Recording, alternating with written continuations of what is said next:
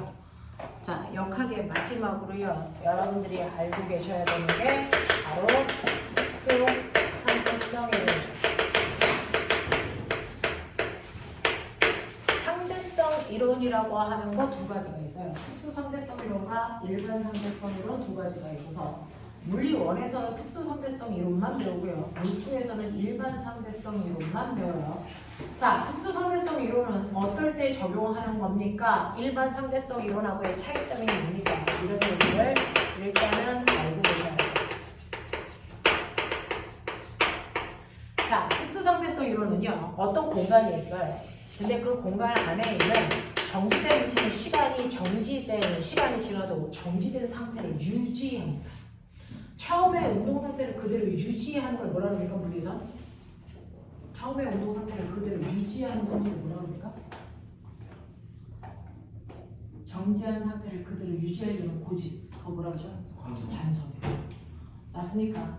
자, 그래서 처음에 운동 상태를 그대로 유지하려는 관성이 성립되는 공간이에요. 다시 말하면 이 공간에서요. 오른쪽 방향으로 2의 빠르기로 운동하고 있어요. 그 운동하고 있는 물체가 시간이 지나고 그 빠르기 그 방향으로 계속 가서 물체의 방향과 빠르기가 바뀌지 않는 등속도 운동합니다. 자, 그러니까 움직이던 정지되던 상관없이 물체는 처음의 상태를 그대로 유지하려는 고집이 성립되는 공간, 그거를 우리는 관성, 공간을 물리에는 좌표계 이렇게 얘기해요. 관성 좌표계. 그러면 일반 상대성 이론은 뭡니까? 라고 하면 정지되어 있는 물체가 갑자기 운동을 한다든가 운동하는 물체가 됐어 정지하다든가 물체의 처음의 운동 상태와 나중에 운동 상태가 달라지는 뭡니까? 가속도가 존재하는 공간. 그래서 가속 좌표계 안에서 일어나는 현상을 설명하는 건 일반 상대성 이론. 그래서 네, 자 그럼 저 이제 궁금한 게 있어요. 왜 정지되어 있는 애는 시간이 지나도 정지한 상태를 유지합니까? 왜 관성이 성립합니까? 맞아요. 외부로부터 어떤 힘도 받지 않아 물체의 가속도가 생기지 않는 공간. 이게 바로 관성좌표계 안에서의 특성이겠죠. 그럼 가속좌표계는요. 외부로부터 알짜임을 받아요. 그래서 가속도가 생기는 공간. 자, 이 공간 안에서 일어나는 현상을 설명하는 건 일반 상대성 이론으로 물2에서 배운다는 거죠. 자, 그래서 물어는 관성좌표계 안에서 일어나는 현상만을 다루는 거구나라는 걸 알고 계셔야 됩니다. 됐어? 그러면 이러한 특수 상대성 이론을 설명하기 위해서 그래서 우리는 두 가지 가설을 세웁니다.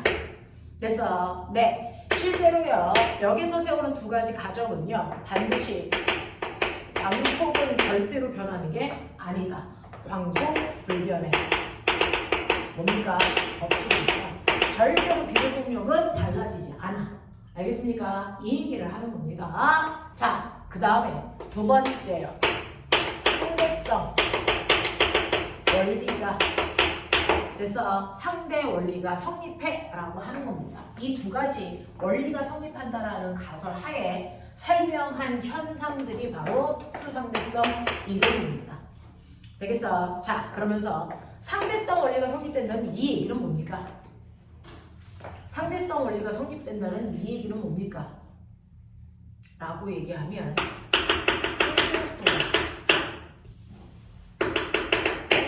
속도가 생긴다는 얘기.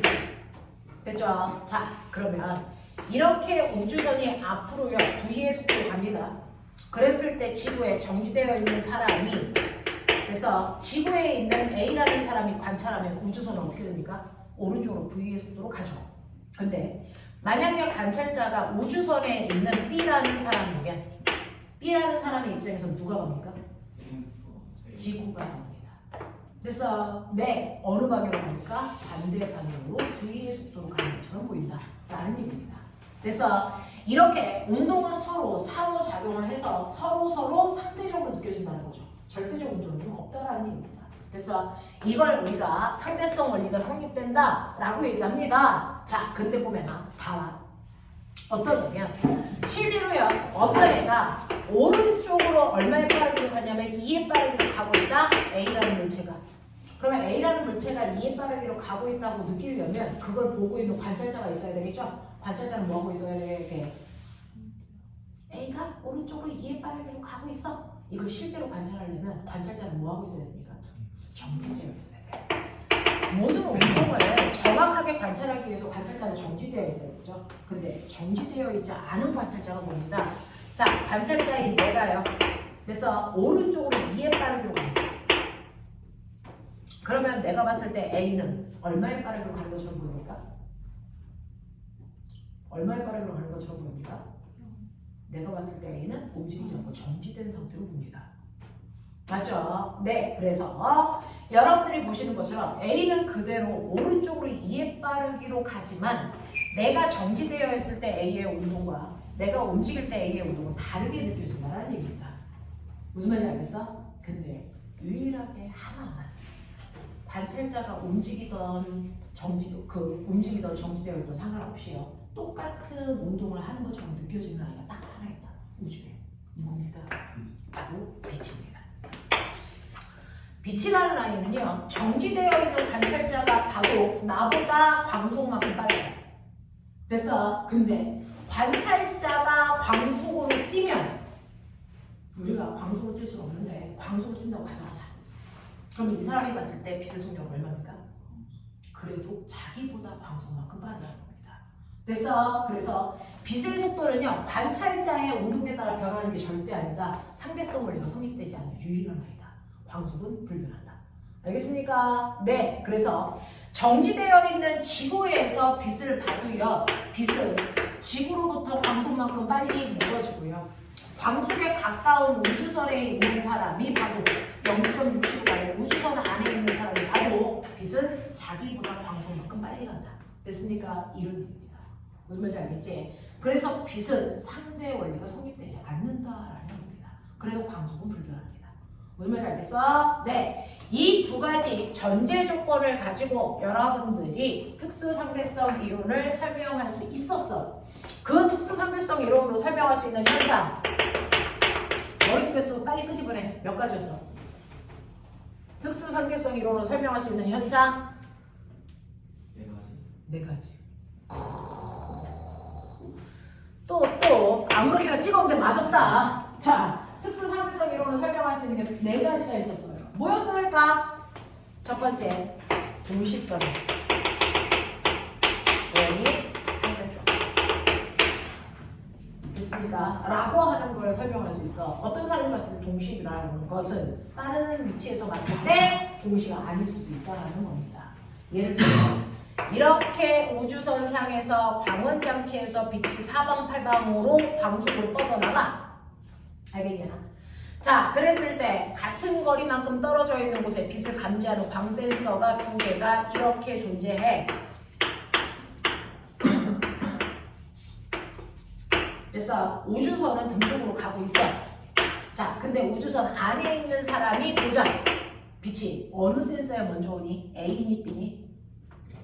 A죠. A입니까? A입니까? 아니죠. 자, 우주선 안에 있는 가라는 사람이 보면 빛은 똑같은 속력으로 똑같은 거리만큼 갑니다. 맞죠? 맞아요. 똑같은 속력으로 똑같은 거리만큼 가니까 A 센서에 왔을 때의 시간과 B 센서에 갈 때까지 걸린 시간이 어떻습니까? 같아요. 그래서 이 실험을 하는 공간 안에 있는 사람이 볼 때 A에 부딪히는 데 걸리는 시간과 B에 부딪히는 데 걸리는 시간이 같아서 동시에 소리가 빵 하고 난다고 생각하는 거야. 그래서 근데 이 실험을 할 동안 밖에 있는 지구인이 보면 어떨까? 지구인이 보면 A와 B에 도달하는 시간이 같지 않다라는 얘기입니다. 됐죠? 안에 있는 사람이 보면 동시에 도착했는데 밖에 있는 사람이 보면 동시가 아니죠? 어디에 먼저 도착합니까? 자, 보세요. 얘가 빛을 빵 하고 나서 빛은 가고 있어요. 여기서. 됐죠? 근데 우주선도 가니까 우주선에 붙어있는 광센서가 따라 움직입니다. 알겠어? 네. 그래서 시간이 지나면 A라는 센서는 우주선 때문에 이만큼 와 있을 거예요. B라는 센서는 우주선이 가니까 이만큼 가 있을 겁니다. 됐죠? 그러면 실제로 빛이 나와서 A한테 갈 때는요. 요만큼의 거리만 가면 부딪힙니다. 됐죠? 빛이 나와서 B한테 가려면 이만큼을 가야 됩니다. 그렇죠? 그러니까 누가 먼저 부딪힐까요? 누가 먼저 부딪힐까요? 라고 하면 A에 먼저 도달하고 나서 나중에 B에 도달한다는 얘기죠.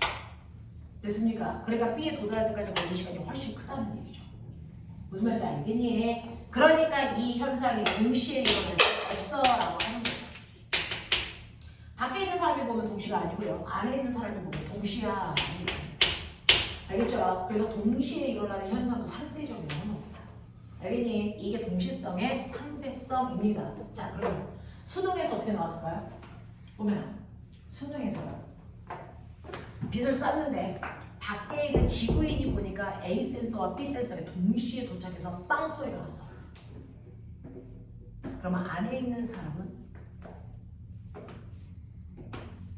A 센서와 B 센서에서 그래서 네 동시에 소리가 났다라고 말하는 사람이 만약 관찰을 했다면 그죠? 안에 있는 사람도 동시일까?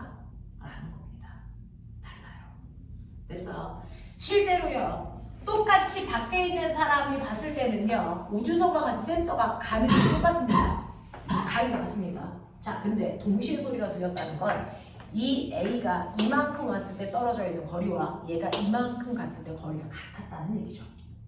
그래서 그러면 처음에는 A가 훨씬 더 뭐했다? 멀리 있었다.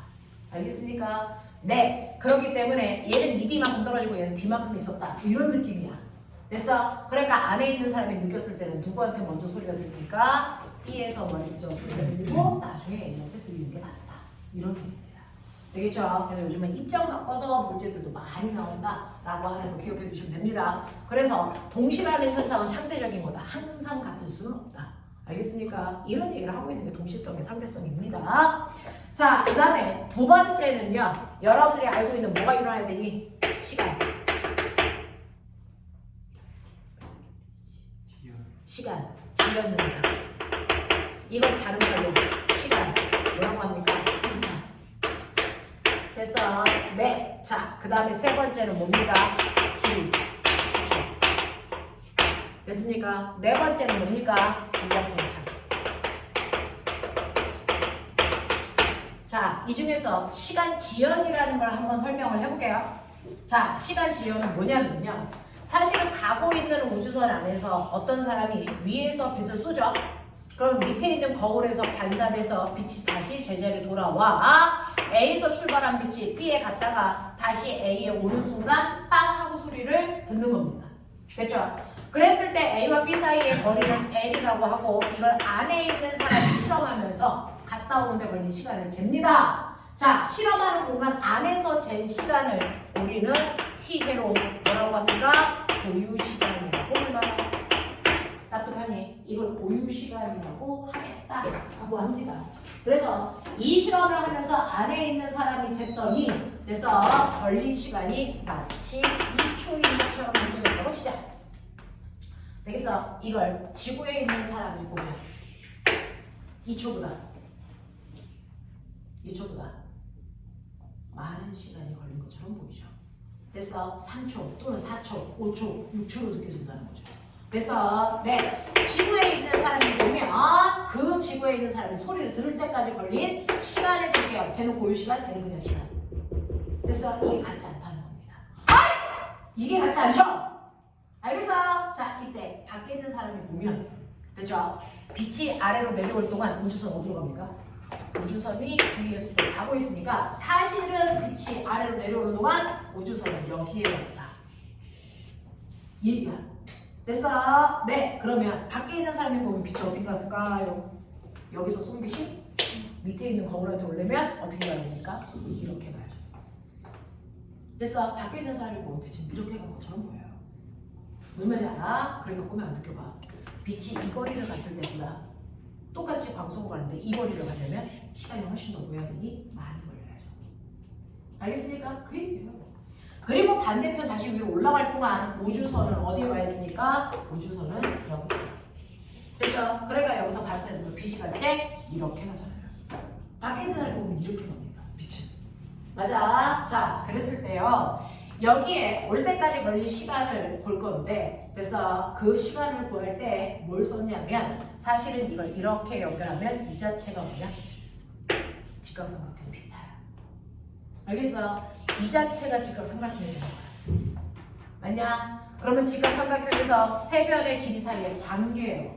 A, B, C 어떤 관계가 있어요? A 제곱이 B 제곱 더하기 C 제곱 이 관계가 있어요.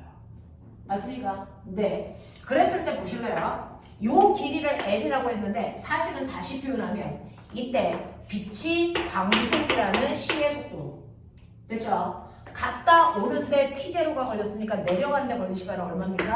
2분의 1 t 우주시간 동안 간 겁니다. 맞아? 이게 L의 정체야. 맞죠? 그 다음에 요 길이의 정체는 뭡니까? 이것도 빛이 갔어요. 빛이 가는 건 무조건 광속이라고 했죠.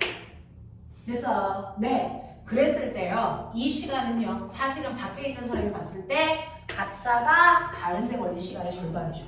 그래서 밖에 있는 사람이 제 시간을 t라 했으니까 그거의 절반이니까 이때 걸린 시간은 2분의 1t입니다. 납득합니까? 이렇게 되는 거죠. 자, 그러면 여기서 여기로 간 건 누구의 속도로 간 겁니까? 기수속력? 아니죠. 우주선이 간 거죠. 됐죠? 그래서 얘는 우주선의 속력으로요. 됐죠? 네. 이 사람이 측정한 전체 시간의 절반만큼 우주선이 간 거니까 이 또한 됐어. 그래서 각각의 길이를 속력 곱하기 시간으로 바꿔놔 드린 거예요. 됐죠? 자, 그랬을 때 세 변의 길이 사이의 관계로 보시면 여러분들이 알고 있는 것처럼 2분의 1 CT의 제곱이 2분의 1 C T 제로의 제곱에다가 2분의 1 VT의 제곱이랑 같다 이십니다. 납득합니까? 되겠어? 자, 그랬을 때 이거 펼치시면 C제곱 T제곱 C제곱 T제로의 제곱 더하기 V제곱 T제곱입니다. 4분의 1 다 날렸어요. 알겠어? 그리고 나서 아인슈타인은 뭘로 이렇게 정리했냐면 T로 묶어서 정리했습니다. 됐죠? 그럼 T는 C제곱 마이너스 V제곱의 T제곱은 C제곱 T제로의 제곱 맞습니까? 틀릴 거 없죠? 저 산수합니다. 집중하십시오. 자, 그랬을 때 T제곱은 C제곱 마이너스 V제곱분의 됐어? C제곱이다. 됐지? 그래서 T는 뭐다? 알아요. 그죠? 자, 그래서 T는 뭐다? 루트 C제곱 마이너스 V제곱분의 C제곱의 T제곱 맞습니까? 이렇게 됩니다. 됐죠? 그랬을 때 이 아래에 있는 숫자를 우리가 로런츠 상수라고 합니다. 되겠니? 이렇게 됩니다. 되겠어? 자, 그래서 여러분들이 우주선 안에서 잰 시간과 우주선 밖에서 잰 시간 사이의 관계를 볼게요. 자, 이때 그 시간의 크기를 결정하는 건 빛의 속력은 일정하니까 우주선의 속력입니다. 됐죠? 자, 예를 들어서 우주선이 0.6c의 속도로 가고 있었다고 치자. 되겠어? 네. 밖에 안에서 측정한 시간이 2초입니다. 방송에다가 그래서 우주선의 속력을 제곱해서 빼셔야 합니다. 그러면 0.36 C제곱 제곱해서 빼시면 이거 얼마 나옵니까? 0.6 4 C제곱분의 C제곱 거기에 T제로 제곱이죠. 되겠어? 그래서 이거 날라갑니다. 계산 얼마입니까? 4분의 5죠. 그래서 이러면은 4분의 5에 T0에 T0는 제곱 안 붙죠? T0입니다. 되겠어? 그럼 T0가 얼마였어? 1. 그래서 계산하시면 얼마입니까? 2.5초인 것처럼 느껴진다. 이런 얘기야. 무슨 말인지 알겠어? 무슨 말인지 알겠어? 그래서 우주선이 0.6C의 속력으로 가면 안에서 측정한 시간이 2초일 때요. 밖에서 측정한 시간은 돼서 그 일이 끝날 때까지 2초 동안이 아니고 2.5초 동안에 그 일이 일어난 것처럼 보인다는 얘기야. 그래서 시간은 어디나 공평하게 흐르지 않는다. 물체의 속력에 따라 시간은 다르게 측정된다. 알겠어? 자, 근데 보세요. 우주선 안에서는요.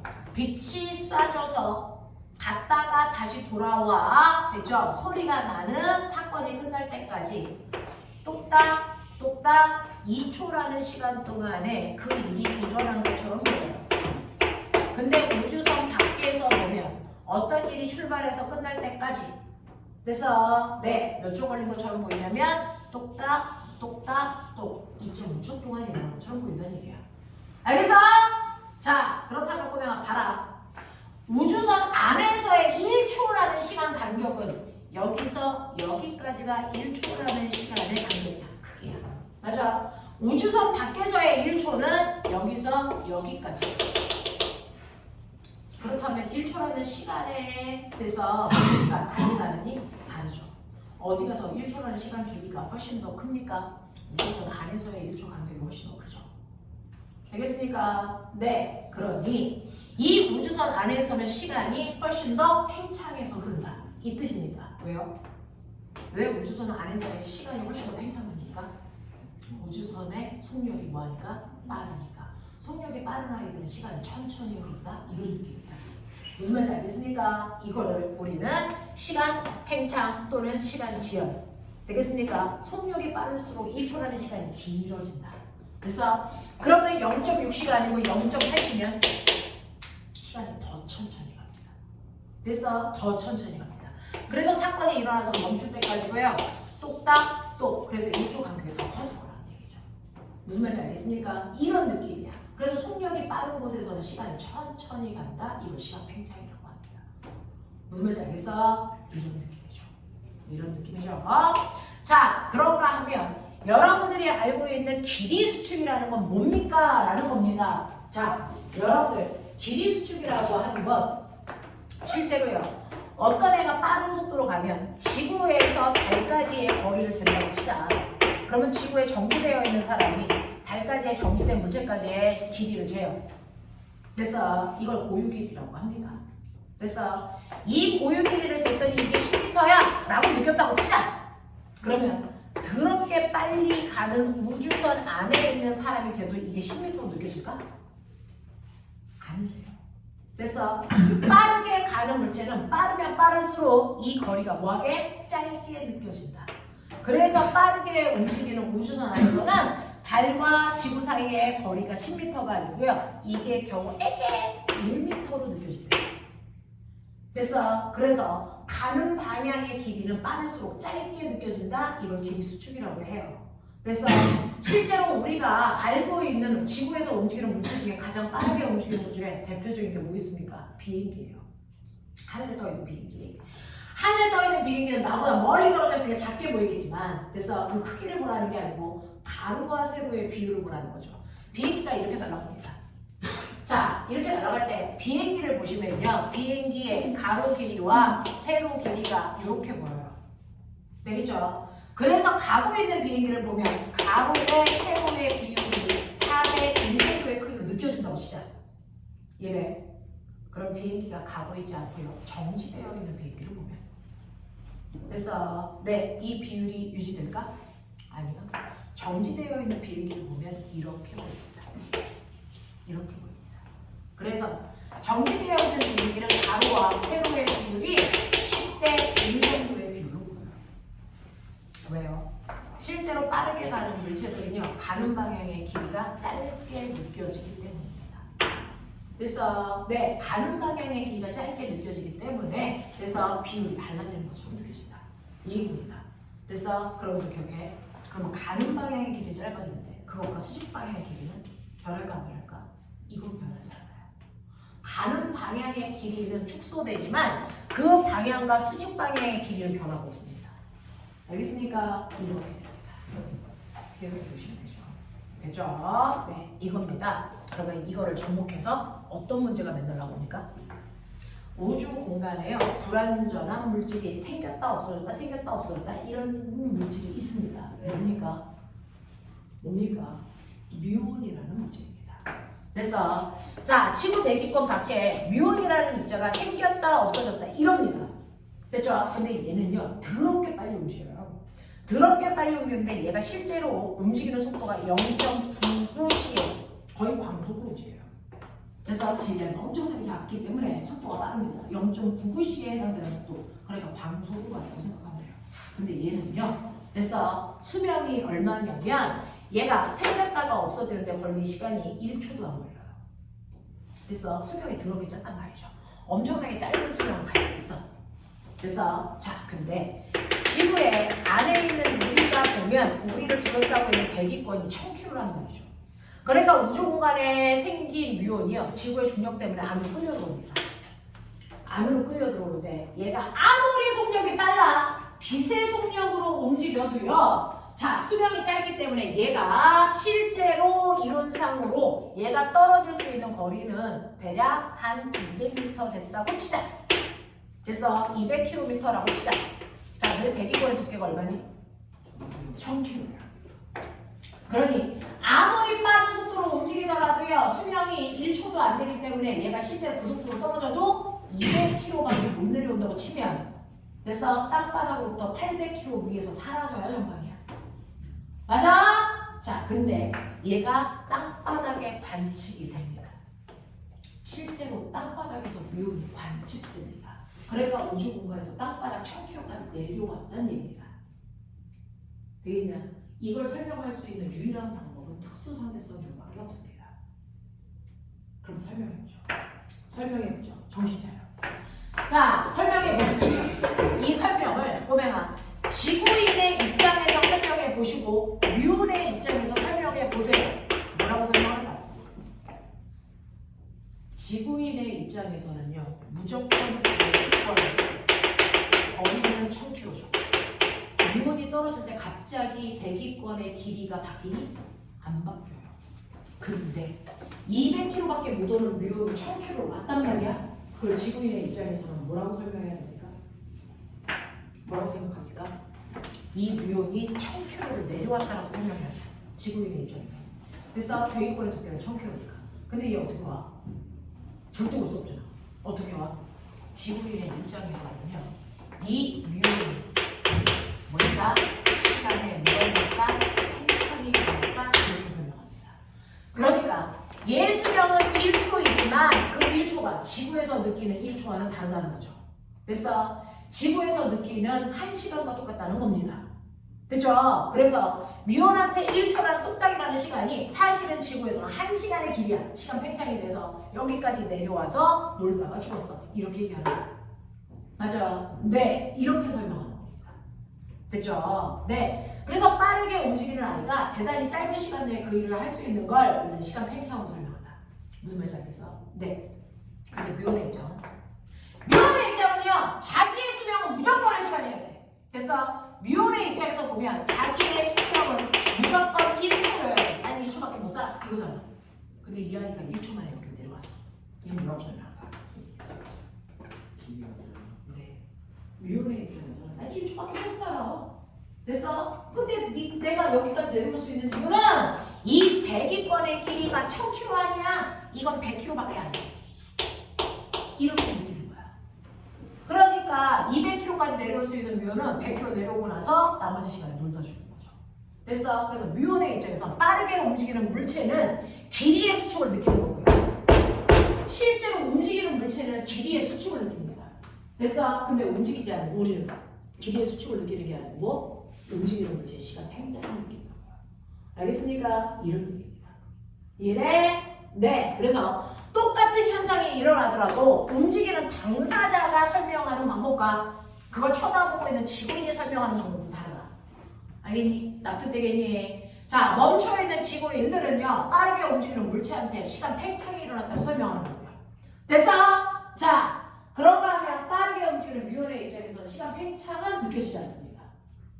그래서 자기 시간이 늘어났어 이러고 느끼지 못합니다. 자기는 그냥 똑같이 똑딱 1초라고 느끼는 거야. 그래서 대신에 길이가 짧아졌어요 라고 느껴지는 거야.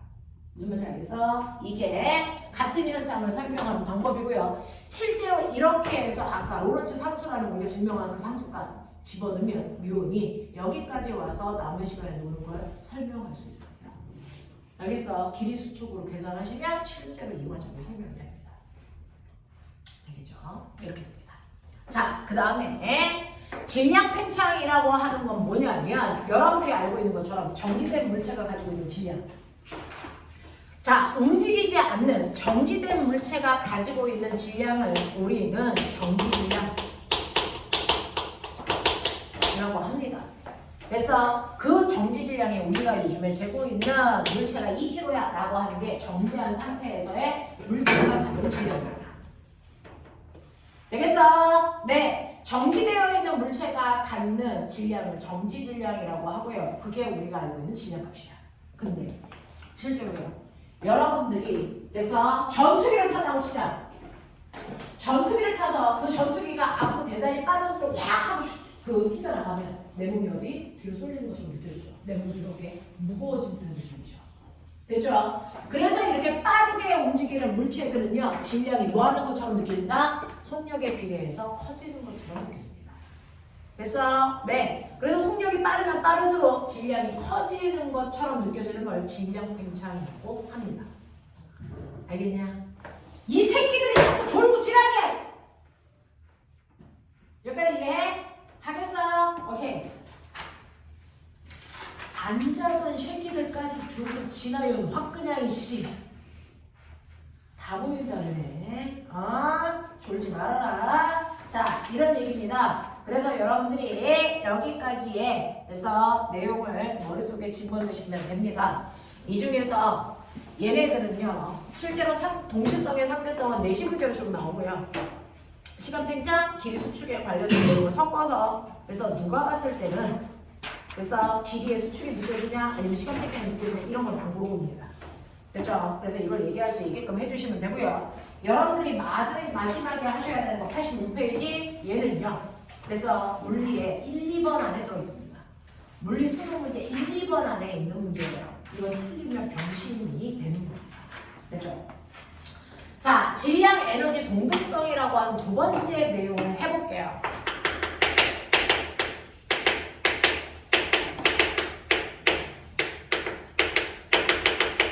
자, 이거는 수업만 한 번 들으면 누구도 틀릴 수가 없습니다. 그러니까 한 번만 집중해서 듣자.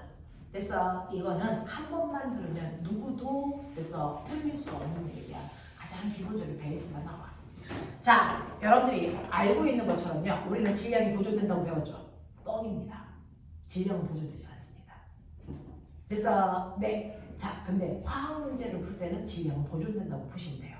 그래서 여러분이 알고 있는 물질이 변할 때 화학 변화가 일어나는 동안에는 질량이 변하지 않습니다. 질량이 보존됩니다. 그러니 두 개의 수소와 하나의 산소가 결합해서 두 개의 물방울이 될 때 질량은 보존됩니다. 왜? 화학 변화를 하는 거니까. 그래서 네, 자, 화학 변화 말고 뭐가 있는데요? 이 핵반응을 할 때는 반드시 질량은 뭐합니까? 감소하는 증가하는 경우는 존재하지 않습니다. 그래서 모든 핵반응을 할 때는 결론만 말씀드릴게요. 질량은 무조건 줍니다. 그래서 그러면 질량이 줄어들어서 10g이 8g 됐어. 그럼 2g 어디 갔어? 어디 가지 않습니다. 그 질량이 뭘로 바뀝니까?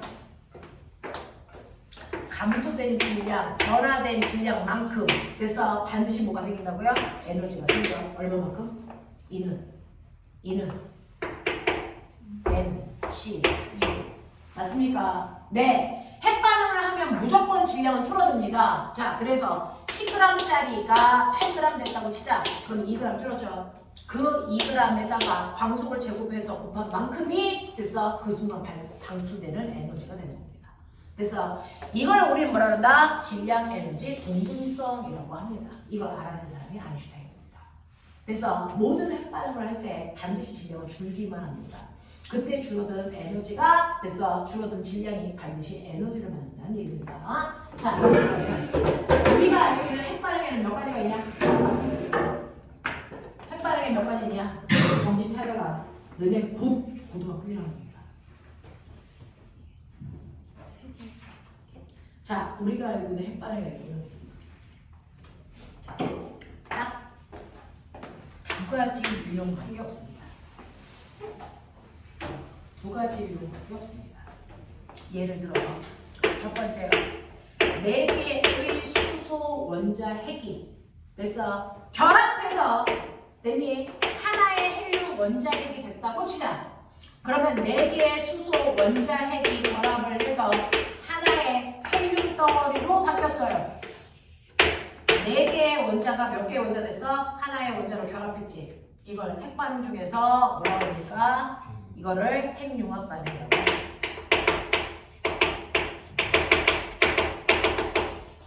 이 핵융합 반응은 어디서 일어나니? 별에서 일어납니다. 별의 몸속에서. 됐어? 네. 자, 그 별의 몸속에서 일어나는 핵융합 반응을 할 때요. 사실은 4개의 수소가 하나의 헬륨이 되는 게 태양이라는 별에서 일어납니다. 됐죠? 자, 그러면 4개의 수소가 갖는 질량이 얼마입니까? 4.01g이라고 가정하자. 근데 얘가 헬륨이 되면 얘 질량은 4.00g이 됩니다. 그러면 결론은 0.01g의 질량이 감소했다는 얘기죠. 이 질량이 변한 만큼 뭐가 됩니까? 얘가 태양에서 방출하는 매 순간의 에너지로 바뀝니다. 그래서 햇빛이 나온다? 그 순간 질량이 감소했다는 얘기입니다. 알겠습니까? 이렇게 됩니다. 그래서 핵융합 반응을 할 때 질량이 감소합니다. 되겠냐? 자, 근데 우리가 핵발전소에서 쓰는 반응은요. 우리가 핵발전소에서 핵을 이용해서 전기 에너지를 생산할 때 뭐 씁니까? 핵발전소에서는 우라늄을 씁니다. 그래서 우라늄을 빵 하고 뽀개는 순간 하나의 우라늄이라는 원자가 뭘로 바뀌는 줄 아세요? 바리륨이라는 아이와 크리톤이라는 아이로 쪼개집니다. 그래서 그러니까 하나의 원자가 두 종류의 원자로 쪼개진다는 얘기죠. 이건 뭐라 그럽니까? 네, 핵분열이라고 합니다. 그래서 자, 이때 핵 분열이 일어날 때 질량 감소합니까? 이때도 무조건 감소합니다. 됐어? 예를 들어서 우라늄의 질량이 92g이라고 치자. 이거 두 개 합해봤자 90g밖에. 알겠어? 2g의 질량이 줄어들었단 말이죠. 그 줄어든 질량만큼 뭐가 생긴다? 또한 에너지가 생긴다. 그걸 전기 에너지로 우리가 바꿔서 씁니다. 알겠습니까? 이겁니다. 그래서 핵 반응에는 융합 반응이 있고 분열 반응이라는 게 있습니다. 상관없습니다. 어떤 반응을 하더라도 반드시 질량은 줄어듭니다. 그 줄어든 질량만큼 에너지로 전환됩니다. 그래서 질량과 에너지는 똑같은 거야. 질량, 에너지 동등성이라고 부릅니다. 알겠습니까? 자, 이때 한 번만 기억해 주세요. 우리가 쓰는, 여기까지 이해하셨죠? 자, 우리가 쓰는 여러분들이 알고 있는 핵 발전소에서요. 자, 우라늄 어딘가에 찾아보세요. 거기 C 있는데. 그죠? 89페이지. 89페이지 맨 밑에 보세요. 자, 우라늄이라는 아이의 혹시 내가 모르는데 여기에 써져 있는 92라는 숫자의 이름이냐? 양성자 개수죠. 원자번호. 알겠습니까? 자, 92입니다. 이 위에 써져 있는 235는 뭐니? 이거 원자량이죠. 질량수죠. 얘는 뭐하고 뭐로 더한 거예요? 양성자와 중성자를 합한 거예요. 되겠습니까? 자, 그러니 꼬맹아 빨리 봐. 우라늄이라는 아이는요. 양성자가 몇 개 있어요? 92개 있죠? 맞죠? 중성자 몇 개 있어요? 빨리 빼. 100 얼마? 43개 있죠. 그래서 이 둘을 합한 질량수가 얼마냐면 질량수가 235였어요. 근데 우라늄을 가만 놔두면 아무 짓도 안 합니다. 이 우라늄을 쪼개야죠. 자, 쪼갤 때 자극을 줘야 됩니다. 누구로 됐어? 자극을 주니까 중성자 하나로. 됐죠? 자, 그러면서 내가 한 번만 설명합니다. 여러분들 원자라는 거 안에는 양성자가 있고 중성자가 있고 전자가 있죠. 됐죠? 얘네들도 마치 원소 기호처럼 씁니다. 여러분들이 알고 있는 양성자라고 하는 걸 우리는 주로 Z로 씁니다. 또는 어떤 책에서 P라고 쓰기도 합니다. 되겠습니까? 자, 양성자라고 하면 요 하나도 원소 기호처럼 쓰는데요. 자, 얘는 원자량이 얼마입니까? 라고 하는 그래서 양성자의 개수 당연히 몇 개입니까? 하나죠. 됐어? 그러면 양성자만 하나 있으니까 질량수 얼마입니까? 1. 이렇게 쓰는 게 양성자를 표현하는 방법이야. 알겠어? 이 자체가 바로 누굽니까? 수소 원자 핵입니다. 됐죠? 수소 원자 핵 그 자체가 양성자입니다. 그 다음에 우리 중성자도 표현해요. 중성자 어디야? 이 중성자예요. 됐어? 중성자는 노멀에 약해 N 씁니다. 알겠죠? 그래서 얘가 중성자라는 뜻입니다. 자, 중성자는요, 양성자 있어 없어? 없죠. 그러니까 원자번호 0입니다. 알겠냐? 그리고 질량수는 얼마입니까? 1이죠. 중성자 하겠습니다. 이렇게 표현하는 게 중성자입니다. 되겠죠? 그럼 선생님, 전자는 어떻게 표현합니까? 자, 전자는 일렉트론에게 약간 2라고 씁니다. 예. 그래서 얘 전화량 얼마입니까? 양성자 개수. 자, 얘는 전기를 띠는 입자가 하나 있는데 양성자와 같이 플러스가 아니고 마이너스 1이 없습니다. 알겠습니까? 얘 질량수는 얼마입니까? 0. 왜? 전자의 질량 무시한다고 했습니까? 이렇게 써져 있는 게 전자입니다. 알겠지? 그래서 원자 속에 있는 입자 3개도 마치 원소 기호처럼 표현할 수 있다. 중성자 표현 이렇게 합니다. 됐죠? 자, 실제로요. 정확하게 머릿속에 집어넣고 됐죠? 나중에 시험 볼 때 쓰십시오. 여러분들 1학기 기말고사 시험 봅니다. 왜냐? 통합과학 가면 이렇게 기말고사 시험 보면 정신 차려. 자, 여러분들이 가면 우라늄이 있는데 우라늄을 뽀개려고 중성자 하나를 팡 하고 쏩니다. 그러면 이 우라늄이 가서 그 중성자가 가서 우라늄을 뽀갭니다. 뽀개는 순간 얘가 그래서 하나의 우라늄이라고 하는 원자가 두 종류의 원자로 쪼개집니다. 그게 바로 거기에 써져 있는 바륨하고 크리톤이라고 하는 아이로 쪼개집니다. 이때 바륨은 원자 번호가 56이고 질량수가 얼마냐면 142입니다. 그래서 크리톤은 질량수 그 원자 번호가 36이고 질량수가 92입니다. 됐어? 자, 근데 중성자 하나로 뽀개지는 순간 얘가 뽀개지면서 중성자가 몇 개가 나옵니까? 3개의 중성자가 나옵니다. 그래서 자, 이런 상황이야. 이게 하나의 핵반응을 할 때 이런 일이 발생해. 자, 근데 꼬맹아 잘 봐. 신기한 거예요. 화살표를 기준으로. 화살표를 기준으로 왼쪽에 있는 양성자의 총 개수 더해봐 얼마? 92. 오른쪽에 있는 양성자의 총 개수 합해봐 얼마? 92입니다. 그래서 아무리 핵반응을 하더라도 양성자의 개수 그래서 네 양성자 수는 변화해야 돼요.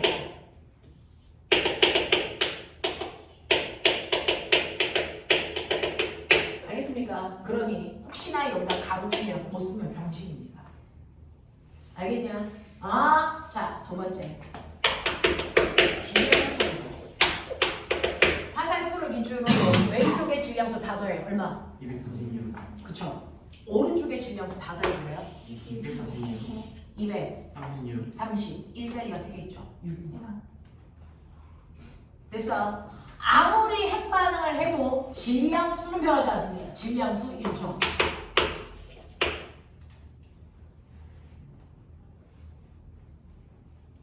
핵반응을 할 때요. 제가 얘기해드리고 싶은 거요. 정확하게 머릿속에 넣어요. 핵반응을 할 때 변하지 않고 일정을 값이 있다면 변하는 값이 그래서 일정한 건 뭡니까? 양성자 수하고 질량수 안 바뀝니다. 근데 변하는 건 뭡니까? 질량수와 질량은 다른 말입니다. 그래서 질량수는요. 질량을 가지고 있는 양성자와 중성자의 개수를 합한값이지 실제 질량이 아닙니다. 그래서 네 양성자와 중성자의 개수는 똑같더라도 질량은 감소합니다. 왜요? 전자가 들뜬 상태에서 그래서 안전한 상태로 내려오기 때문에 그렇습니다. 알겠습니까? 네, 그래서 질량은 감소합니다. 무슨 말인지 알겠니? 그래서 실제로 얘는요 이렇게 어떤 것도 변한 것 같지 않지만 사실은 이 순간에 반드시 질량이 줄어듭니다. 그래서 질량이 줄어든 만큼 뭐가 생겼어요? 에너지가 생겼죠. 그래서 그 옆에 보세요. 생긴 에너지가 얼마입니까? 200 메가. 그래서 200 메가 에너지 볼트가 생겼습니다. 라고 하는 거죠. 그러니까 이 에너지를 만들 만큼의 질량이 감소되는 겁니다. 무슨 말인지 알죠? 그래서 핵반응을 할 때 변하지 않는 값도 있고 변하는 값도 있는데 여러분 헷갈리지 마셔야 됩니다. 질량수는 안 바뀌고요. 질량은 감소합니다. 됐죠? 질량이 증가하는 경우는 존재할 수 없습니다. 무슨 말인지 알겠어? 이해돼? 자, 그러면서요. 한 번만 듣고 버려. 중성자 하나로 쏴서 우라늄을 쪼갰던 중성자 3개 나와.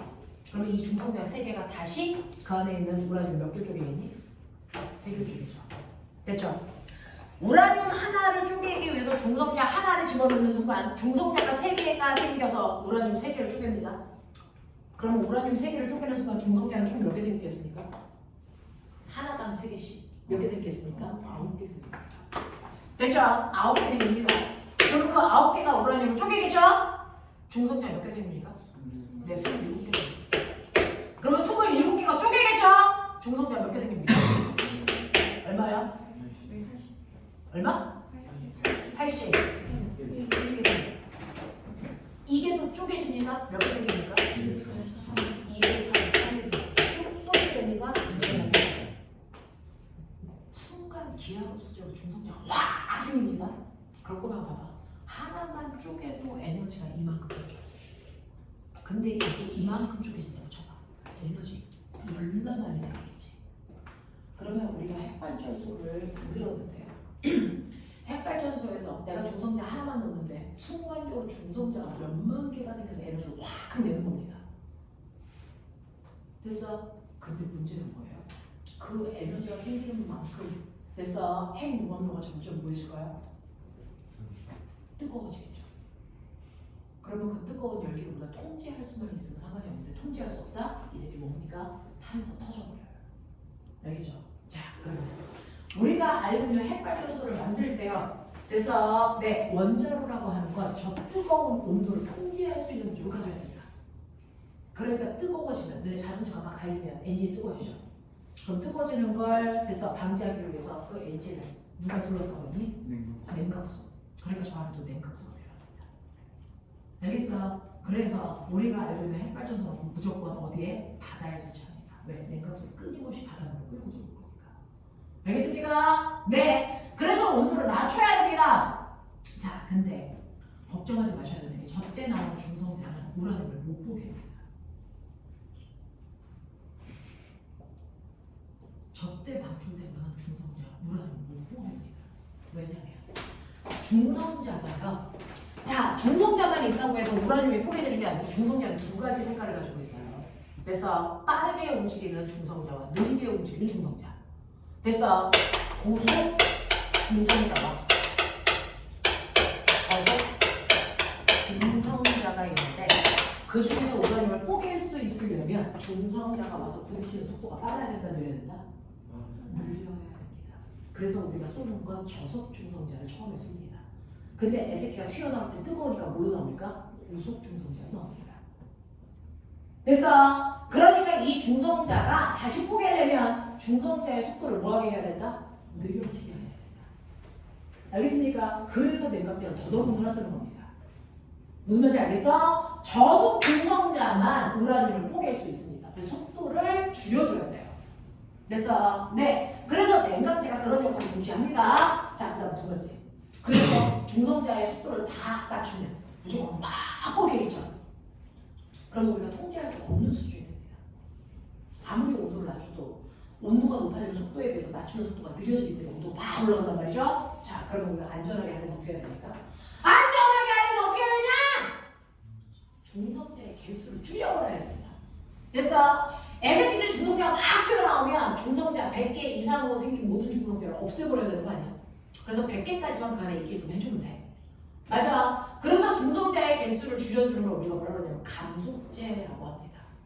그것도 그렇습니다. 알겠어? 네. 그래서 중성자가 적당한 수준 이상이 되면 그 중성자의 개수를 없애주는 역할을 합니다. 알겠습니까? 네. 자, 그래서 이 두 가지 냉각, 그 다음에 감속의 역할을 하기 위해서 우리가 차가운 물 씁니다. 그래서 핵발전소는 무조건 바닷가 근처에 세웁니다. 그래서 또 하나요. 핵이 터졌을 때 주변에 사람들이 별로 없는 게 좋으니까. 그래서 외딴 곳 바닷가에 세웁니다. 알겠냐? 이런 것들이죠. 무슨 말인지 알겠어? 이런 것들 한다고요. 그래서 여기까지의 내용이 여러분들이 가지고 있는 내용입니다. 라고 하는 거죠. 자, 그래서 옆에 보시면 연속 반응을 하기 때문에 중성자의 개수가 열로 늘어나. 자, 그랬을 때 중성자의 속도를 감소하게 하기 위해서 감속제 차가운 물 쓰고요. 중성자의 개수를 줄여주기 위해서 제어봉이라고 하는 중성제 잡아먹는 것도 쓴다. 알겠습니까? 이런 역할들이 들어가 있어요. 자, 그러면 여기까지의 내용으로 선생님이랑 빨리 문제를 풀어보도록 하죠. 이런 썩을놈의 새끼들이 참 졸고 이런 씨. 한놈 잠 깨기도 힘들어 죽겠는데 이것들이 양쪽에서 무슨 일이야? 어제 폰으로 개봉했어? 왜 이래? 이거 너네 가서 느껴라. 고등학교 1, 1, 3학년 지나가는 속도 무슨 속도다? 열나 빠르다. 중학교 1, 2, 3학년 지나가는 속도 아시죠? 그 속도에 비해서 훨씬 더 빨라져요. 시간이 순삭입니다. 순삭. 여러분 고등학교 1학년 입학하잖아요? 돌아서면 고등학교 3학년 졸업식 날이야. 정말입니다. 느껴보십시오. 정말 순삭입니다. 자, 88페이지부터 89페이지까지 됐어. 187번부터 시작해서 194번까지요. 됐어. 연락으로 보죠. 하다가 툭툭 걸릴 겁니다. 자, 해보죠. 빨리 풀어.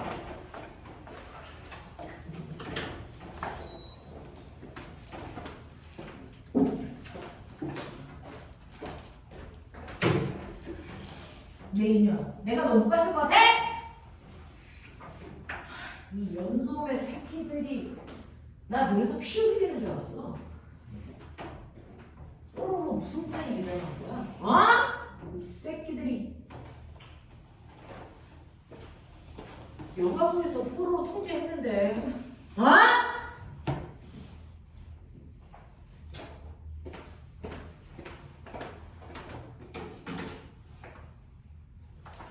요즘에 감기도 많이 걸려. 밖에 왔다 갔다 하지 말고 집에서 공부해.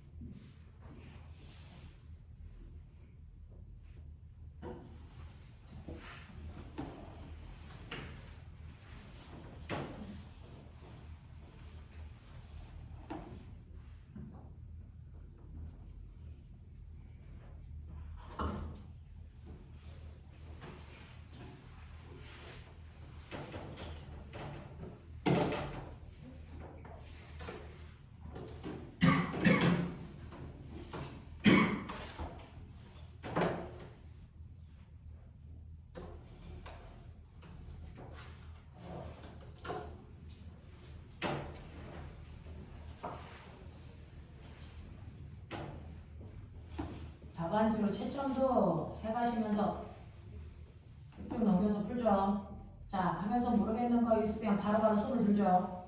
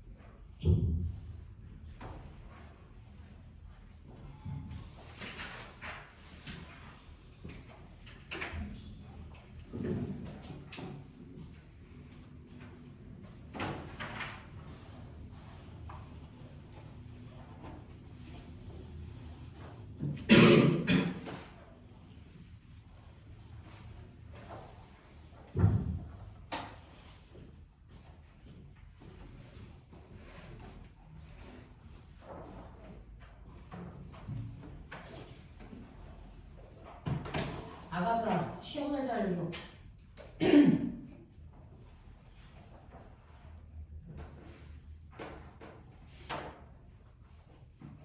사연아 시험 날짜. 7월 화수목일 걸요. 3, 4, 5인가 2, 3, 4인가. 가수목 3, 4, 5 같아요. 7월 3, 4, 5. 야 요번에 물군중학교 기말 허리였지. 괜찮았어요. 괜찮았어? 이번 물군중학교 애들 성적 괜찮았는데. 이번에 평균이 많이 낮았어요. 준이야. 윤아. 2월 28, 29, 30일.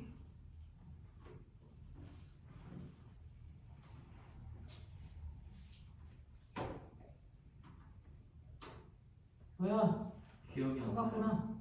야이씨 같은 학교잖아. 이씨.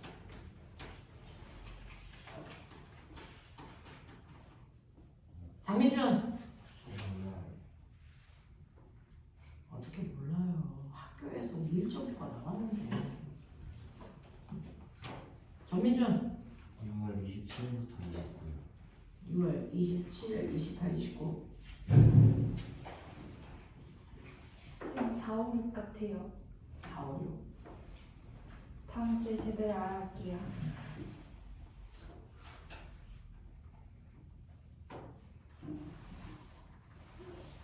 하나야. 네? 시험 날짜. 저 아마 7월 2, 초 월화수일 거예요.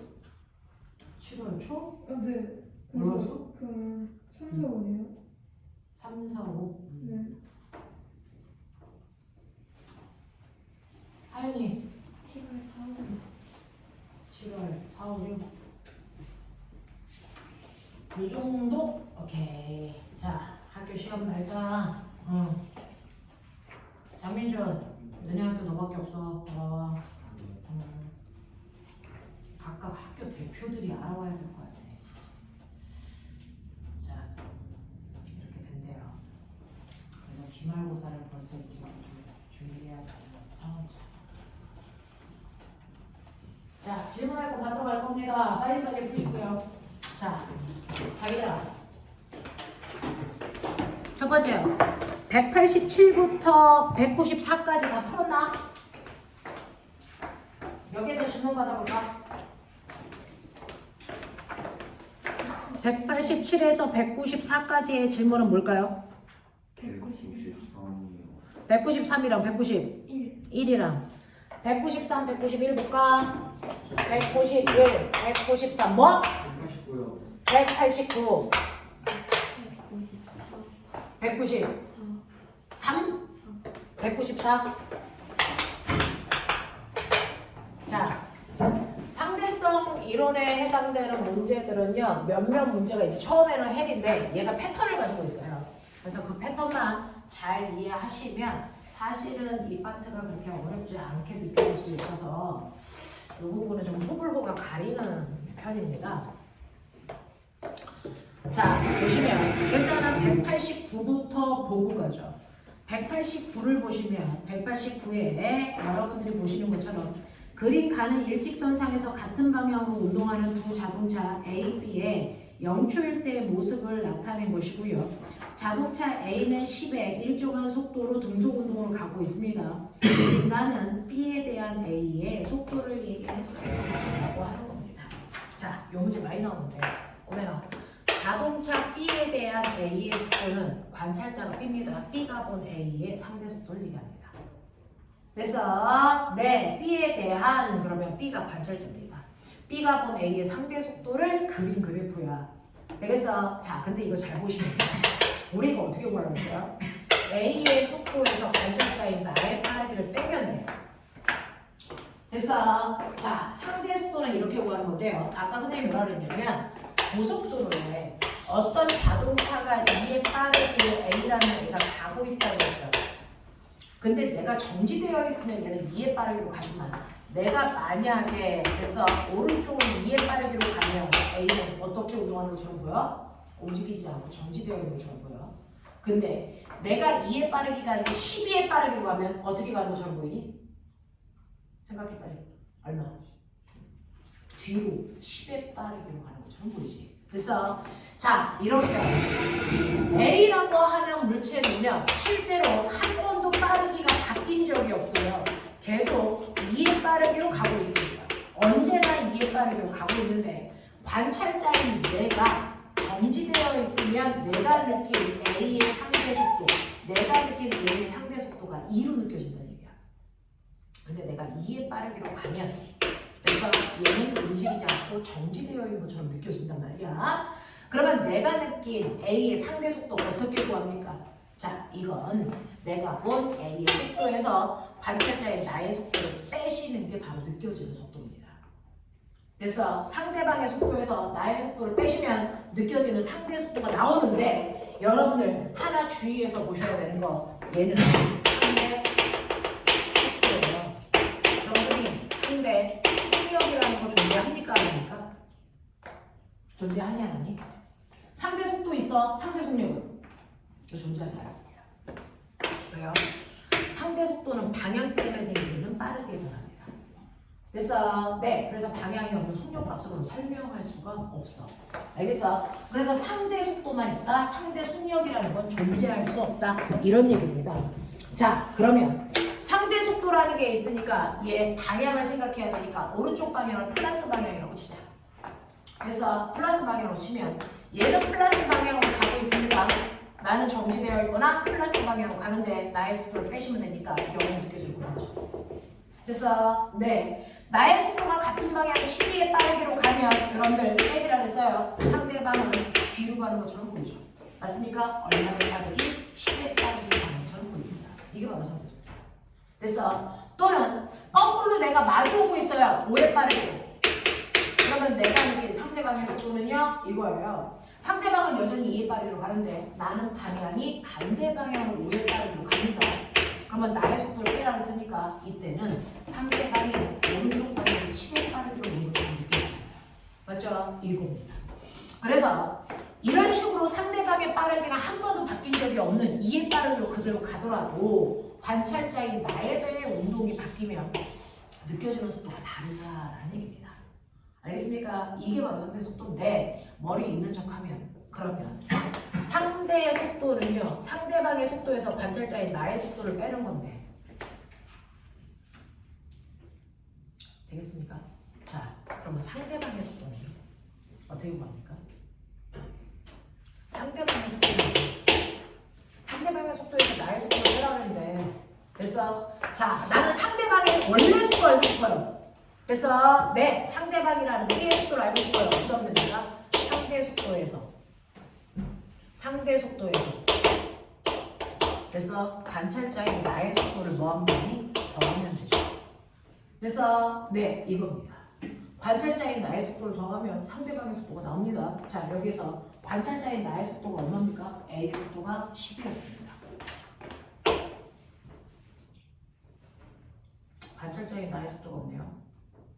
됐죠? 상대방의 속도가 같은 방향으로 운동하는 자동차 A, B가 영출된 모습을 나타내는 것이고 자동차 A는 10의 일정한 빠르기로 가고 있다면 자, 이때는요. 상대방의 빠르기가 10으로 일정하대요. 그러면 나의 빠르기를 알아야 되겠죠? 그럼 어떻게 하면 되겠습니까? 나의 빠르기는 어떻게 하면 됩니까?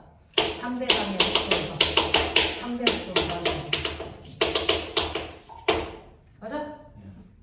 상대 속도를 빼면 되겠죠. 되겠습니까? 이렇게 하시면 돼요. 되겠어?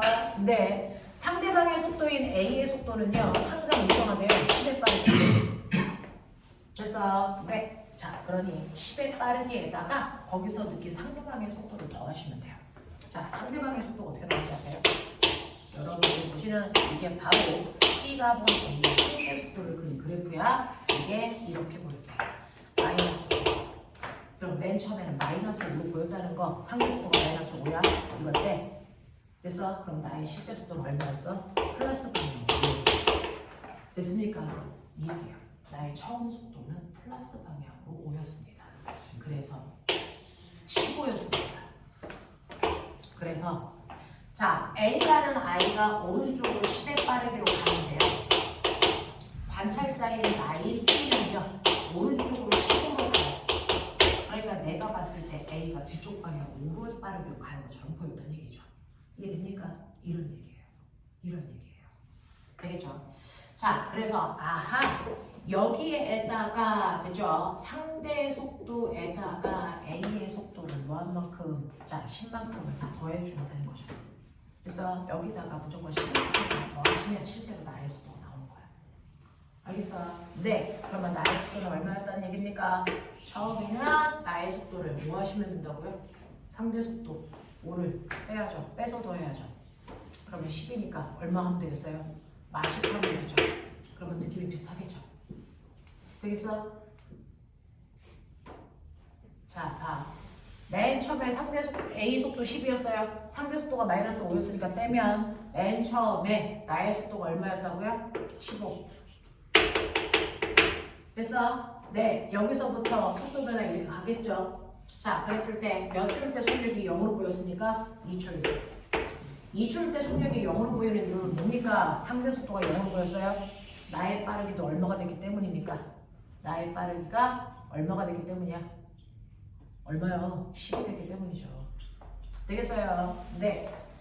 나의 빠르기가 10인 거 맞아요? 상대 속도가 0인 것처럼 보인대요. 나의 빠르기가 얼마여야 돼요? 상대 속도가 0인 것처럼 보이는 거 나의 빠르기가 얼마? 10이어야 되잖아요. 맞아?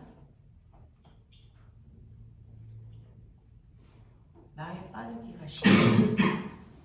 15였기 때문에 뒤로 가는 것처럼 보이고 나의 빠르기가 얼마? 10이요? 맞아? 그러네요. 나의 빠르기가 10으로 보여야 되네요. 10 2초일 때 플러스 10이네요. 그 다음 A의 속도가 계속 10이에요. 근데 4초일 때는 A의 속도가 얼마로 보인대요? 상대 속도가 5로 보인대요. 상대 속도가 플러스 방향으로 5로 보인대요. 되겠어? 얘는 플러스 10이에요. 그러면 이걸 빼면 얼마입니까? 나의 빠르기는 플러스 5겠죠. 되겠어? 이렇게 돼요. 되겠냐? 이런 얘기를 해요. 그래서 이런 모습이 나와요. VT라고가 이런 모습이 나와요. 이게 나의 속도예요. 나의 속도.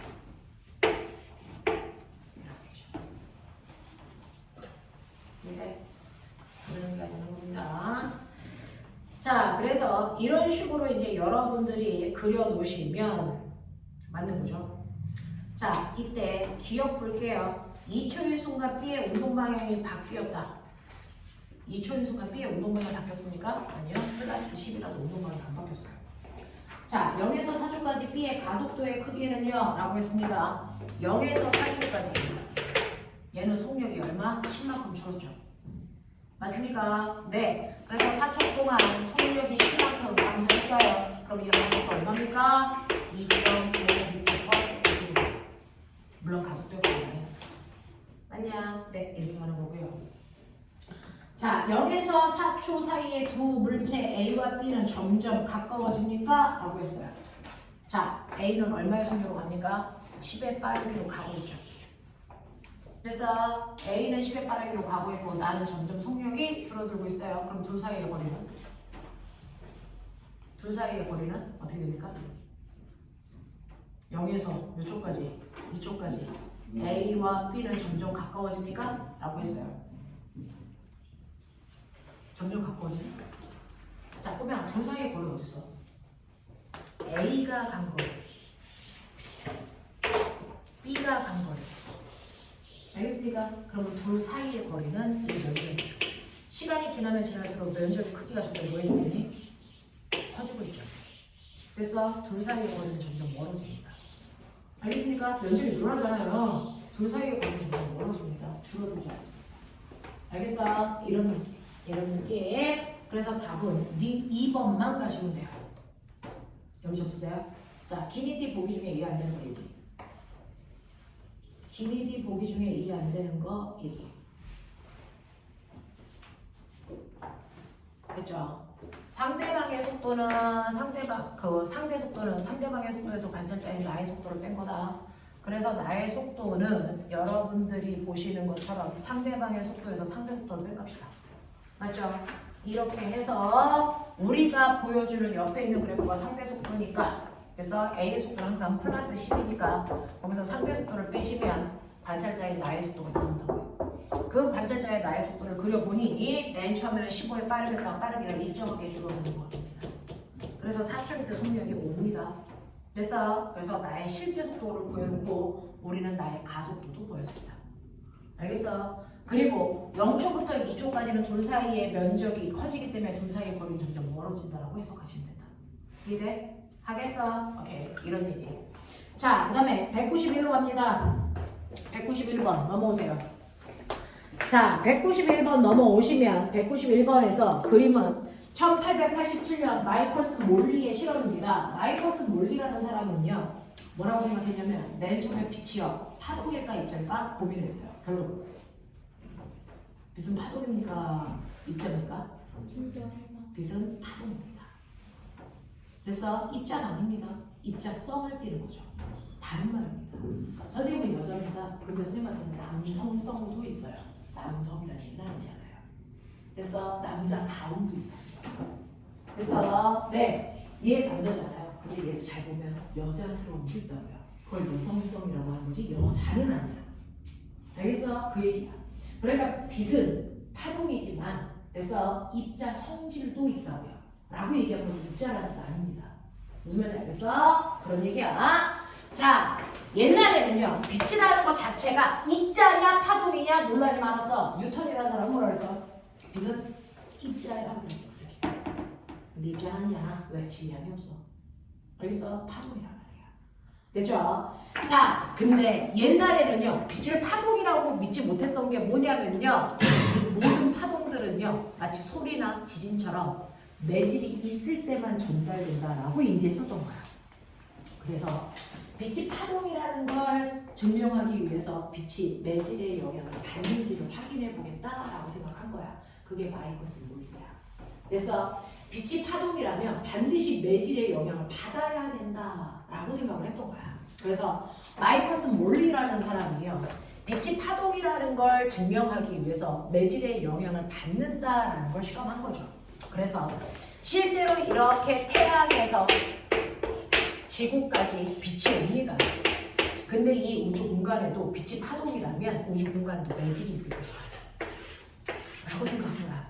반드시 파동은 매질을 통해서만 전달된다라고 옛날에 인지했기 때문에. 그래서 유일하게 매질 없이 전달되는 유일한 파동이 뭐냐? 빛이야. 그래서 빛이라고. 그러니까 빛을 뺀 모든 파동들은 다 그동안 매질을 통해서 전달해 왔단 말이야. 그래서 옛날 사람들은 파동은 반드시 매질을 통해서만 전달된다 이렇게 생각했어. 그래서 그러면 빛은 파동이다. 자, 그러면 빛이 만약에 파동이라면 반드시 매질의 영향을 받아야만 된다가 결론이었던 거야, 옛날 사람들은. 그래서 빛이 매질의 영향을 받는지를 실험한 사람이 바로 마이커스 몰리라고 하는 두 명의 과학자예요. 그래서 이 두 명의 과학자가요, 그렇다면 빛이 파동이라면 우주 공간에도 매질이 있을 것이야. 그거 매질을 통해서 왔을 거야. 그 가상의 매질을 에테르라고 부르겠어. 라고 하는 어떤 기체 물질이 우주 공간에 있지 않았을까? 그게 빛을 전달하는 걸 도와주지 않았을까? 이렇게 생각한 거야. 그러면 이 가상의 물질인 기체를 들어있는 통을 만들자. 그래서 여기에 기체를 넣은 겁니다. 그래서 그 기체 이름을 에테르라고 부른 겁니다. 에테르라는 기체를 넣고 마치 바람이 부는 것처럼 에테르를 흐르게 했어요. 그래서 그리고 여기서 빛을 쏩니다. 레이저 포인트로. 빛을 쏘고 여기에 반투과성 유리를 놓습니다. 반투과성 유리를 놓으면 됐죠? 그 중에서 일부는 투과시킵니다. 절반은 투과시키고 절반은 반사시킵니다. 유리니까, 거울이니까. 그래서 그럼 반은 반사되면 반사된 빛은요, 반대편으로 이렇게 올라가서 여기에 거울에 부딪혀서요. 한번 반사된 빛은 그 다음에 투과되거든요. 그래서 여기에 와서 방센서에 빵 하고 소리 나. 알겠어? 이렇게 만들어 놓은 거야. 자, 그런가 하면 자, 반사되지 않고 투가 된 빛은요. 투가 됐어. 여기 거울 있어. 거울에서 반사되와 요번엔 투가 됐던 애는 반사되겠죠. 반사돼서 이렇게 빵 하고 와서 소리를 냅니다. 그래서 하얀색 경로로 가는 애가 있고 빨간색 경로로 가는 빛이 있을 거야. 자, 그랬을 때 이게 마른 거거든요. 그래서 어디나 요 반지 이름은 다 뒤로 볶았습니다. 다 뒤로 볶았습니다. 그럼 빠른 속도로 센스 있게 보시면 됐어. 흰색 경로로 움직이는 아이가 이동거리 D, 2D, 3D, 4D, 4D만 와요. 빨간색도 1D, 2D, 3D, 4D 간거리 똑같습니다. 그래서 간거리가 똑같아요. 빛을 쏴요. 그럼 동시에 도착하지 않을까? 근데 얘는 매질의 영향을 받아야죠. 지금 이 안에 있는 에테르는 이쪽 방향으로 흐릅니다. 그래서 그럼 보고 생각해봐. 흐르는 물살을 타고 가는 배가 있어. 속력은 더 빠르게 느껴져. 그래서 거꾸로 와. 속력은 느려져. 맞아? 그것처럼 빛이 이 에테르의 영향을 받는다면 얘가 어느 경로로 가느냐에 따라서 빛의 속력이 달라질 거다. 그러니 빨간색 경로로 갔다가 오는 빛과 됐어? 하얀색 경로로 갔다가 오는 빛은 속력이 달라요. 평균 속력이. 그렇기 때문에 도착하는 시간이 달라야 됩니다. 됐습니까? 네. 이 하얀색 경로로 갔다가 오는 아이의 평균 속력과 빨간색 경로로 갔다가 오는 아이의 평균 속력이 다릅니다. 그렇게 만드는 겁니다. 그래서 그러니까 도착했을 때 시간이 달라야 된다라고 계획을 세워놓고 이 실험을 했습니다. 결론 어땠을까요? 빨간색과 흰색의 경로로 갔다 온 빛이 동시에 도착해서 빵 소리가 났습니다. 그렇다면 빛이라고 하는 파동은 매질의 영향을 받는다 안 받는다? 안 받는다라는 얘기입니다. 그래서 유일하게 빛이라고 하는 파동은 매질의 영향을 받지 않는 파동이다. 결론이 된 거예요. 알겠습니까? 이렇게 실험한 사람이 바로 마이클스 몰리입니다. 자, 그래서 보시면 191페이지에 여기에 대한 설명으로 맞는 걸 찾아라 라고 했는데 기억. 에테르의 존재를 증명하기 위한 실험이었습니다. 네, 맞아요. 우주 공간에 에테르라는 기체가 있을 거야 라는 생각을 했는데 연명한 기체가 없다는 거죠. 빛은 매질의 영향을 한다는 겁니다. 되겠습니까? 니은 실험의 결과 에테르의 존재를 증명했습니까? 아니요. 에테르가 없다는 걸 증명한 거죠. 되겠어? 네. 지금 흐르는 물 위에서 운동하는 배를 에테르에서 이동하는 빛으로 비유한 실험이다. 네, 맞습니다. 그래서 그렇게 해서 실험을 했지만 결론은 아니라는 거죠. 되겠니? 네, 그럼 기억과 디귿이 맞습니다. 이걸 통해서 우리가 알 수 있는 거, 광속은 불변한다. 그래서 이것이 나온 겁니다. 됐죠? 네. 자, 그 다음에 193번 가죠. 자, 193번 왔습니다. 그림과 같이 점 P에서 생성된 뮤온이 지면에 도착해서 0.9C의 일정한 속도로 운동하여 지면에서 소멸합니다. 지면에 정지한 영희가 관찰할 때 P와 지면 사이의 거리는 L이고, 자, 뮤온의 수명은 T라고 하자. 뮤온의 좌표에서 관찰할 때, 뮤온의 좌표에서 관찰한다는 건 뮤온의 입장에서 보면 이란 뜻입니다. 됐어. 뮤온의 입장에서 관찰할 때 여기에 대한 설명으로 옳은 것을 찾아보세요 라고 하는 겁니다. 자, 그러면 그 중에서 여러분들이 보시는 것처럼 영희는 정지해 있다. 뮤온의 입장에서 보면 영희가 정지되어 있니? 뮤온의 입장에서 보면 됐어. 자, 지구인이 있어. 이게 영희야. 뮤온이 미친 듯이 떨어지고 있어. 0.99C. 됐어? 근데 뮤온의 입장에서 보면 누가 움직인 거니? 여기가 자기한테 0.99C로 오는 겁니다. 이해돼? 이동력이죠. 되겠죠? 그래서 운동은 상대적으로 일어나기 때문에요. 관찰자는 자기 스스로는 정지되어 있다고 생각하거든요. 그래서 뮤온의 입장에서 보면 영희가 자기한테 다가오는 겁니다. 자, 그 다음에 니은 볼게요. 뮤온의 수명은 T보다 짧다라고 했습니다. 자, 뮤온의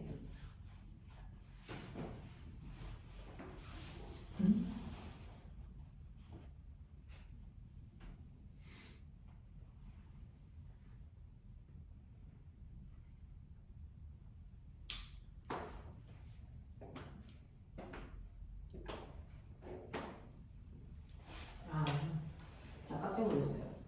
자, 꼬맹아, 거기서 앞부분의 내용은 뭐야? 영희가 봤을 때. 자, 지구에 있는 영희가 보면요. 됐어? 자, 영희가 주인공이야. 영희가 봤을 때 지구의 대기권의 길이는 L이래. 맞아? 그리고 영희가 봤을 때 뮤온의 수명은 라지 t네. 그럼 실제로 뮤온의 수명이 라지 t니? 아니죠. 영희가 보면 뮤온의 시간이 뭐 되어 느껴지니? 팽창되어 느껴지죠. 그러니까 실제로 뮤온의 수명은 t보다 뭐 했을 것이다? 작았을 것이다. 알겠습니까? 그 얘기하는 겁니다. 됐죠? 네, 그래서 뮤온의 수명은 t보다 짧습니다. 실제로는. 자, 그 다음에 지금 P와 지면 사이의 거리는 L보다 큽니까? 라고 하면 자, 영희가 봤을 때 대기권의 길이는 L이지만 이걸 뮤온이 봅니다. 자, 움직이는 뮤온이 보면 길이에 뭐가 일어납니까? 수축이 일어나죠. 그러니까 대기권의 길이는 L보다 뭐 짧아지게 뮤온은 보입니다. 알겠습니까? 이런 얘기예요. 자, 그 다음에 194 마무리 이것만 풀고 가죠. 자, 194번 보죠. 그림은 어떤 우주선이 광속에 가까운 속력으로 등속도 운동하는 것을 나타낸 것입니다. 정지 상태의 철수에서 보이는 우주선의 모습으로 가장 적절한 걸 찾으세요. 자, 아까 말씀드렸죠. 자, 우주선이 오른쪽으로 갑니다. 철수가 보면 우주선이 움직입니다. 빠르게 움직이는 I는 움직이는 방향의 길이는 짧아지고요. 그것과 수직의 높이는 변함없어야 되겠죠. 그래서 높이는 똑같고요. 길이가 짧게 그려진 거 찾아보시면 되겠습니다. 그래서 몇 번? 1번. 되겠죠? 이런 얘기들. 나머지 문제 풀어가지고 보시면 되겠습니다. 오늘 여기까지.